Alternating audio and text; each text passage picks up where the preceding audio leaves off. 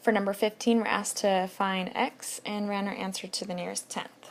So three options whenever you have right triangles: can use Pythagorean theorem, reference special right triangles, or trig ratios. In this case, Pythagorean fails because we only have one side length.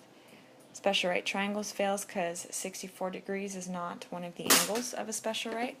So we're going to be using one of our three trig ratios.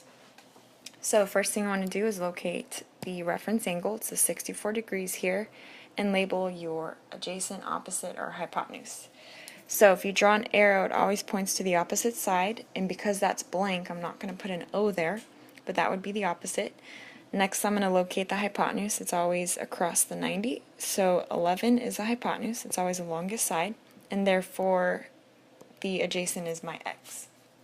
So which ratio uses A and H? That would be cosine. So plugging in cosine, plug in our angle, theta. This symbol here represents the angle. 64 degrees equals fraction bar. At top is the adjacent, or x, and below denominator is the hypotenuse, 11.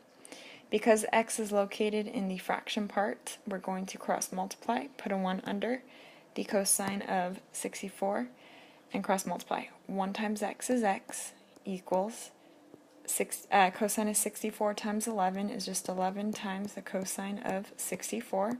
Typing this into a calculator, what should I expect? If I look at my side length 11, that's a hypotenuse. X should be less than 11.